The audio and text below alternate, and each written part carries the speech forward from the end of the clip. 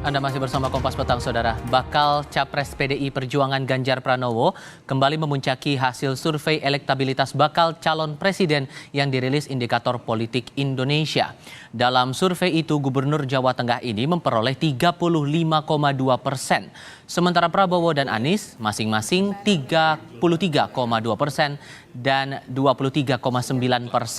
Meski elektabilitas sangat dinamis, Direktur Eksekutif Indikator Politik Indonesia Burhanuddin Muhtadi mengatakan kenaikan elektabilitas Ganjar lebih tinggi ketimbang bakal calon presiden lainnya.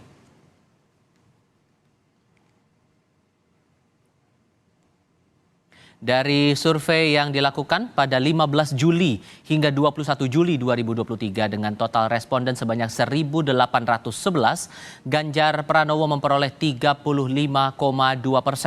Sementara Prabowo Subianto dan Anies Baswedan masing-masing memperoleh 33,2% dan 23,9%. Survei menyasar warga yang berusia 17 tahun ke atas dengan toleransi kesalahan sekitar 2,35% atau 2,4%. Dua yang unggul adalah Ganjar, betul ya? Di 2003 minimal sampai bulan Juli survei ini dilakukan, itu keunggulan elektabilitas Ganjar secara umum rata-ratanya lebih tinggi dibanding Pak Prabowo maupun Anies. Tiga nama ini lagi-lagi simulasi yang kita tanya terus-menerus karena kebetulan di antara banyak nama hanya Anies, Ganjar, dan Pak Prabowo yang dinamis ya. Hasil survei elektabilitas bakal calon presiden yang dirilis Indikator Politik Indonesia menyebut Ganjar Pranowo kembali rebound atau naik dibandingkan elektabilitas bakal capres lainnya. Lalu faktor apa yang mempengaruhi elektabilitas ketiga bakal capres tersebut dan seperti apa respons partai politik terkait survei ini? Untuk mengulasnya sudah bergabung bersama kami Direktur Eksekutif Indikator Politik Indonesia Burhanuddin Muhtadi, kemudian bergabung juga bersama kami politisi PDI Perjuangan Arya Bima dan juru bicara tim pemenangan Prabowo Subianto Hadi Wianto. Selamat sore semuanya, apa kabar? Selamat sore. Terima kasih sudah bergabung bersama kami. Saya mulai ke Mas Burhan dulu kalau begitu. Dengan simulasi tiga nama ini, urutan pertama Ganjar, kedua Prabowo, ketiga Anies. Apa faktor yang membuat posisi elektabilitasnya seperti ini? Gini ya, saya ingin menjernihkan dulu karena kemarin 2 jam kami rilis, kami menyampaikan kepada media agar hati-hati dalam membaca hasil survei, di mana survei itu secara statistik terutama peringkat pertama dan kedua tidak bisa dibedakan. Jadi saya tidak bisa mengatakan Mas Ganjar lebih unggul ketimbang Pak Prabowo karena selisihnya dalam margin of error 2,4% plus minus. Yang kita bisa simpulkan adalah peringkat Mas Ganjar dan Pak Prabowo itu selisihnya signifikan dengan Mas Anies di peringkat ketiga. Tetapi secara statistik kita tidak bisa mengatakan Mas Ganjar lebih unggul ketimbang Pak Prabowo. Meskipun di survei bulan Juli ada indikasi Pak Prabowo mengalami penurunan di semua simulasi. Jadi penurunannya antara 2-3%, tapi secara statistik tidak bisa dibedakan apakah suara Pak Ganjar atau Pak Prabowo lebih tinggi atau tidak ketimbang yang lain. Kecuali di simulasi 2 nama. Nah, di simulasi 2 nama dengan asumsi Anies Baswedan tidak lolos putaran pertama, selisih Pak Prabowo dengan Mas Ganjar itu di atas margin of error, artinya signifikan. Selisihnya 7,4%, Pak Prabowo lebih unggul. Tetapi di simulasi yang lain, simulasi top of mind, 34 nama, 10 nama, 3 nama, Mas Ganjar unggul, tetapi keunggulannya tidak signifikan. Nah, pertanyaannya apa sebabnya? Nah, saya melihat sebabnya itu kalau dilihat dari data ya, itu Mas Ganjar sebenarnya stagnan dibanding survei bulan Juni. Semua simulasi. Nah, tetapi yang turun adalah Pak Prabowo. Jadi Pak Prabowo itu turun semua simulasi antara 2-3%. Yang ada indikasi naik adalah Anies Baswedan. Anies di survei bulan Juni 21%, sekarang 23,9%. Jadi kami menyimpulkan ada 2 sebab mengapa ada indikasi penurunan Pak Prabowo. Meskipun penurunannya tidak signifikan. 1, Anies Baswedan mulai menggerus kembali basis-basis Pak Prabowo, terutama di Sumatera.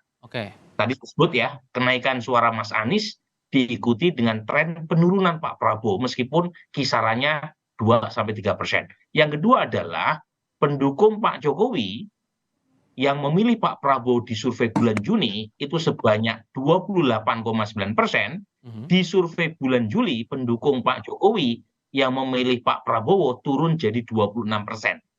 Jadi Pak Prabowo penurunannya dari dua sisi ini. Nah, Mas Ganjar sendiri tidak naik, tapi stagnan. Tetapi ada dinamika terutama di Pak Prabowo dan pendukung Mas Anies. Tapi Makanya kalau melihat dari periodik surveinya sendiri, entah itu secara tahunan atau periode dari survei-survei sebelumnya, tren kenaikan itu masih terlihat tidak untuk Ganjar Pranowo ini sebetulnya, Mas? Nah, Mas Ganjar kan sempat turun waktu gagalnya Piala Dunia U20. Kemudian diikuti dengan deklarasi ada tren kenaikan, rebound, tetapi slope kenaikan Pak Prabowo lebih tinggi. Makanya per Mei 2023 Pak Prabowo sedikit di atas Mas Ganjar, meskipun tidak signifikan. Kali ini Mas Ganjar yang sedikit di atas Pak Prabowo, meskipun tidak signifikan. Nah, sebabnya itu bukan karena Mas Ganjar reboundnya itu setelah deklarasi, bukan sekarang. Setelah deklarasi, pasca kegagalan Piala U20, Mas Ganjar rebound. Nah, yang sekarang menjelaskan mengapa Mas Ganjar sedikit di atas Pak Prabowo, terutama dalam simulasi 3 nama, itu bukan karena ada kenaikan Mas Ganjar, tapi lebih karena faktor penurunan suara Pak Prabowo. Dari survei sebelumnya berapa, Mas Burhanuddin? Yang bulan sebelumnya? Survei sebelumnya Mas Ganjar sekitaran 35% juga, Mas. Tetap juga. Jadi di data kami, survei sebelumnya, simulasi 3 nama, Mas Ganjar itu ada di kisaran 35%, sekarang 35% juga. Jadi stagnan. Oke. Kalau begitu gimana meresponnya nih, Mas Bimo, dengan data tadi, dengan hasil survei yang sudah dikeluarkan Indikator Politik Indonesia yang terbaru ini, gimana respon PDI Perjuangan? Oh ya, walaupun margin error, tapi secara sosiologis ini kalau pilpres ya unggul, gitu loh. Jadi bahasanya jangan tendensius, Mas. Menurut saya walaupun dalam kajian akademis itu di dalam level margin error, tapi 35,2% dengan 33,2%, 2% dari jumlah pemilih ini besar sekali. Jadi menurut saya pada tingkatan ini unggul, tetapi satu hal saya yang terus selalu kejar di dalam survei adalah tingkat popularitasnya Pak Ganjar itu baru sekitar 80%, sedangkan Pak Prabowo sudah di atas 99%. Jadi orang yang belum mengenal Pak Ganjar, setelah nanti kita harapkan selesai jadi gubernur bisa muter, itu kan baru sekira 80%. Ini yang saya sering tanyakan ke Mas Burhan. Sudah naik, Mas. Nggak, monggo. Saya justru sudah naik jadi 89%. 89%, masih ada sekitar 11%. Nah, kemudian yang belum menentukan itu ada 7,7 yang 3 ya. Kemudian yang head to head, Mas Ganjar yang belum semuanya kenal 11% tadi, Pak Prabowo 47%, yang belum memutuskan 13,4% dari hasilnya dari hasil survei Mas Burhan. Jadi 13,4% belum memutuskan, ya 11% belum kenal dengan Pak Ganjar. Jadi saya melihat ini tetap kami hargai dan kami sangat memperhatikan hasil setiap survei, dan kami melihat masyarakat saat ini sangat dinamis, maka hasil survei juga menjadi indikator. Sehingga ini bisa menumbuhkan rasa percaya diri dari PDI Perjuangan untuk memenangkan Ganjar Pranowo ya? Walaupun itu bukan hasil akhir ya.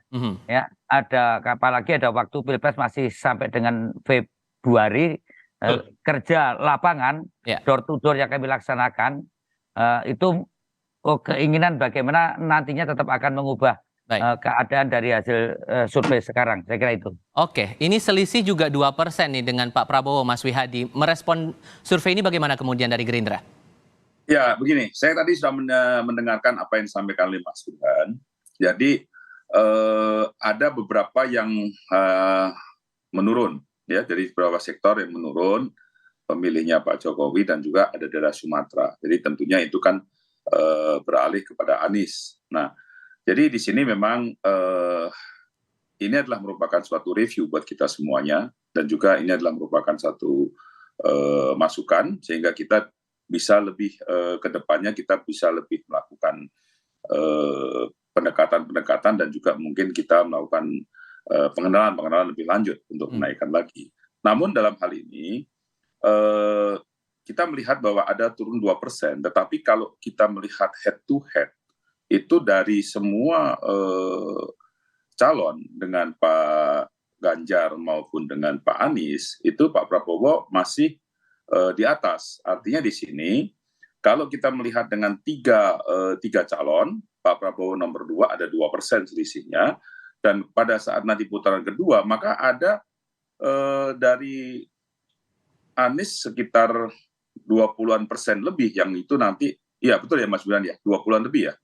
Sekitar itu Bang, betul. Ya, sekitar 20-an lebih itu yang akan menentukan.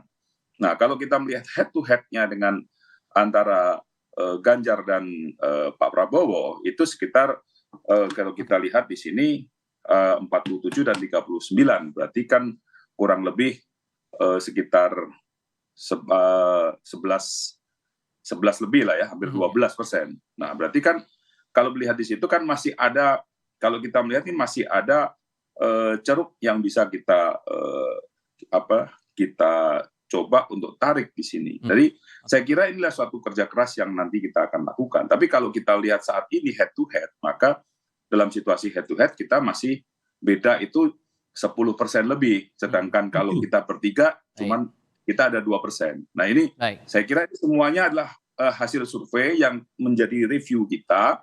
Ya saya kira dalam suatu review yang dilakukan oleh Mas Burhan ini, saya kira menjadi suatu masukan buat kita semua ke depannya. Jadi begitu saya kira.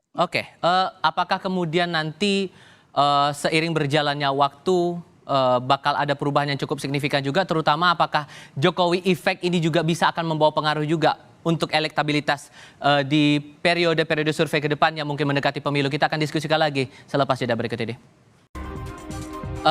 Mas Bimo, dengan survei ini untuk bisa mencapai target atau goal begitu dari PDI Perjuangan memenangkan Ganjar Pranowo, atau setidaknya kita bicara sekarang menaikkan elektabilitas Ganjar, strategi apa yang mungkin akan coba dilakukan kemudian?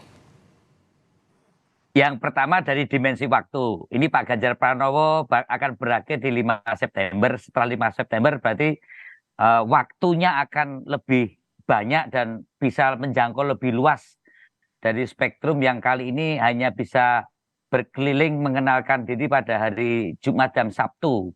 Jadi jelas kami akan menggunakan strategi kampanye dengan menyiapkan cara yang lebih milenial, lebih wow ya. Bagaimana membuat rakyat ini jatuh hati pada Ganjar Pranowo yang tentunya itu terkait dengan bentuk-bentuk kampanye yang masih kita olah di dalam dapur kami, dan kami percaya bagaimana keinginan untuk lebih mendatangkan dan menghadirkan Ganjar ini tetap di dalam koridor untuk kita tidak main hal-hal yang menyangkut kebencian, manipulatif, atau lagi menjadikan pihak-pihak lain, karena ini menjadi sesuatu yang tidak menarik, apalagi berita-berita bohong. Jadi keinginan bagaimana mempercepat tadi popularitas yang masih 11% belum kenal Ganjar, ini penting, dan kami ingin menyampaikan gambaran yang sejelas-jelasnya, sebenarnya, seterang-terangnya, bahwa sosok Ganjar Pranowo ini adalah sosok yang memang mempunyai kompetensi personal, kompetensi profesional dari pengalaman sebagai politisi dengan background pendidikannya, dan juga bisa diterima oleh seluruh anak bangsa ini. Maka tagline kami adalah Ganjar Pranowo untuk semua. Maka dengan cara-cara demikian yang kami siapkan ini tentunya tidak lepas dari hal yang menyangkut partai kami yang mengusung 2 kali Pilpres Pak Joko Widodo dengan visi, misi, kebijakan, dan programnya. Kita akan menempatkan Ganjar harus punya strength point sendiri. Dia harus independen, dia harus full power, memahami dirinya sebagai calon presiden, dan bagaimana hal-hal yang sudah dilaksanakan Pak Jokowi dan baik itu harus diteruskan, dan kemudian hal-hal yang tentunya perlu ada diluruskan terkait dengan kegiatannya ya. Kalau programnya bagus, kebijakannya bagus, tapi ada kegiatan-kegiatan yang perlu ditambahkan supaya lebih maksimal.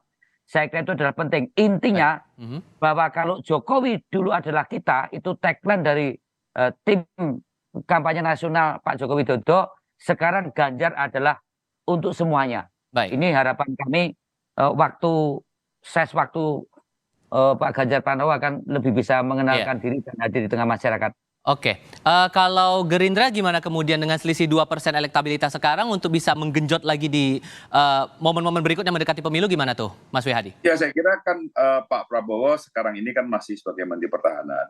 Jadi memang kegiatan Pak Prabowo pun juga masih banyak kegiatan yang sebenarnya kegiatan dalam tugas-tugasnya sebagai Menteri Pertahanan. Jadi memang belum full power juga atau full speed untuk melakukan ini. Tetapi satu hal lagi bahwa kita juga akan mensinkronkan langkah-langkah kita dengan partai-partai yang sudah berkoalisi dengan kita, dan tentunya ini kedepannya akan membawa dampak yang signifikan karena kita tahu bahwa dengan penambahnya partai-partai koalisi, tentunya ini akan lebih mensinkronkan dan langkah dan geraknya juga akan seirama untuk lebih lagi memberikan satu dampak untuk kenaikan daripada Pak Prabowo. Jadi saya kira ini adalah langkah-langkah ke depannya yang memang tetap sebagai kader semuanya juga mesti harus bergerak, dan juga bagaimanapun juga seluruh kader yang ada di Indonesia ini juga sudah mempunyai satu pedoman untuk bagaimana membuat angka daripada survei Pak Prabowo ini tinggi dan memenangkan capres ini. Oke, sisi lain juga yang kita perlu cermati dari hasil survei indikator politik Indonesia yang dikumpulkan datanya ini dari tanggal 15 hingga 21 Juli 2023 ini menunjukkan juga bahwa Prabowo Subianto unggul head to head baik dengan Ganjar Pranowo maupun Anies Baswedan. Ini data yang coba kami tunjukkan kepada Anda, saudara. Dalam survei head to head dengan Ganjar, Prabowo unggul dengan elektabilitas 47%, sedangkan Ganjar memperoleh elektabilitas 39,6%. Prabowo juga unggul saat berhadapan head to head dengan Anies Baswedan. Elektabilitas Prabowo 51,2%, sementara elektabilitas Anies 33,5%. Sementara secara head to head, Ganjar unggul atas Anies dengan elektabilitas Ganjar 48,3% dan Anies 37,1%.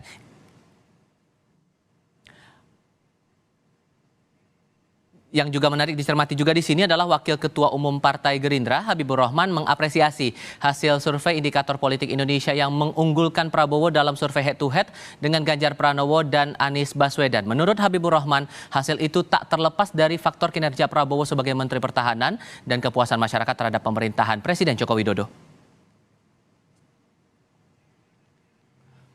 Oke, tadi sudah kita lihat simulasi dua nama dari beberapa data tadi, ditambah ada respons dari pihak Gerindra nih. Mas Burhan, yang juga menarik untuk dicermati juga adalah efek dari sosok Presiden Joko Widodo. Jokowi efek ini seberapa besar pengaruhnya untuk survei saat ini dan kemungkinannya untuk elektabilitas di masa mendatang mendekati pemilu? Pertama, meskipun Pak Prabowo unggul head to head, tetapi keunggulannya menipis dibanding survei bulan Juni. Survei bulan Juni Pak Prabowo unggul melawan Pak Ganjar itu selisihnya 9,5%. Sekarang 7,4%. Jadi meskipun keunggulannya signifikan buat tim Pak Prabowo, tidak boleh terlena karena bagaimanapun 2 bulan terakhir keunggulannya terutama di head to head mengalami penipisan jarak. Nah, pertanyaannya apa sebabnya? Salah satunya itu adalah belum solidnya basis massa partai-partai pendukung Pak Prabowo. Survei ini dilakukan sebelum deklarasi PAN dan Golkar ke Pak Prabowo, tetapi PKB yang sudah setahun mendukung Pak Prabowo, basis massanya yang memilih Pak Prabowo hanya 30%. Sebagian besar pendukung PKB justru memilih Mas Ganjar. Nah, ini artinya ada catatan nih ya terkait dengan mesin partai pendukung Pak Prabowo selain Gerindra. Kalau Gerindra udah sangat solid. Bahkan tingkat soliditas konstituen Gerindra dalam mendukung capresnya itu paling besar dibanding partai-partai lain. Nah, untuk Golkar dan PAN memang relatif baru ya, tetapi sejauh ini masih ada kisaran 60-an persen konstituen kedua partai pendukung baru Pak Prabowo ini yang masih lari ke Anies maupun ke Ganjar Pranowo. Jadi intinya yang saya katakan adalah Belanda masih jauh, masih ada 6 bulan, dan Anies Baswedan itu juga masih punya peluang. Dia mendapatkan 24% di survei terakhir kami. Padahal undecided cuma 7%. Swing voters masih ada 30%.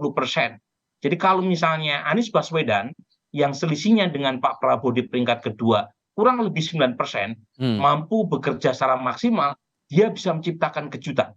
Baik. Jadi singkat kata ini adalah pemilu paling dinamis yang pernah saya teliti. Saya melakukan survei opini publik sejak tahun 99 dan belum pernah saya mendapati balapan politik sedinamis dan seketat ini. Baik. Karena masih jauh nih sehingga PDIP singkat saja Mas Bimo masih akan mewaspadai segala kemungkinan nantinya mendekati pemilihan ya? Oh iya, kita melihat bahwa masyarakat, voters, akar rumput ini sangat dinamis. Ya, hasil survei tetap kita amati, hasil survei tetap kita cermati. Tapi sekali lagi, sekarang rakyat ini cerdas. Mana yang pencitraan, mana yang sekedar kita dukung Jokowi. Kita adalah Ganjar dan Pak Jokowi adalah dalam satu kesatuan platform pengusungnya. Kami tidak ingin hanya mencitrakan dekat Jokowi ya. Kita tahu bagaimana melanjutkan arah dari program Pak Jokowi ke depan itu seperti apa. Jadi kita ingin menunjukkan bahwa rakyat yang cerdas ini akan melihat sebenarnya ini yang cocok jadi presiden dan mampu jadi presiden dengan narasi besar yang dicita-citakan seperti apa. Kami percaya itu. Maka kami akan turun langsung ke rakyat. Gerindra bagaimana mencermati kemudian kewaspadaan itu masih akan tetap dipantau ya? Iya, tetap saja kita pantau dan saya kira Pak Prabowo sendiri juga dalam berbagai kesempatan juga sudah menyampaikan kemarin juga Pak Prabowo juga melihat bahwa program-program Pak Jokowi, bahkan pada saat kemarin dalam acara kita menyongsong strategi untuk Indonesia 2045, juga memasukkan bahwa Jokowinomics menjadi satu domainnya Pak Prabowo untuk langkah-langkah ke depan. Jadi artinya kesinambungan daripada program-program Pak Jokowi dan segala macam karena Pak Prabowo ini adalah sebagai Menteri Pembantu Presiden saat ini Pak Jokowi, saya kira sudah sangat paham mengenai masalah program mana yang mesti harus dilakukan. Gitu kan. Jadi saya kira ini kalau kita bicara mengenai masalah kaitan dengan Presiden Jokowi seperti itu. Tapi dalam hal ini semua kewaspadaan dan kita selalu kita bergerak karena kita merasa bahwa memang masih ada waktu 6 bulan dan itu adalah satu waktu yang bisa saja terjadi dan pendaftaran juga November kan ini kan belum daftar juga, ya kan? Nah, ini masih saling juga kita melihat bahwa kemana arahnya nanti pada saat pendaftaran masih yang kita tunggu nantinya. Gitu. Mas Burhan terima kasih, Mas Bimo terima kasih, Mas Wihadi terima kasih juga sudah berdiskusi bersama kami. Sehat selalu semuanya, selamat sore.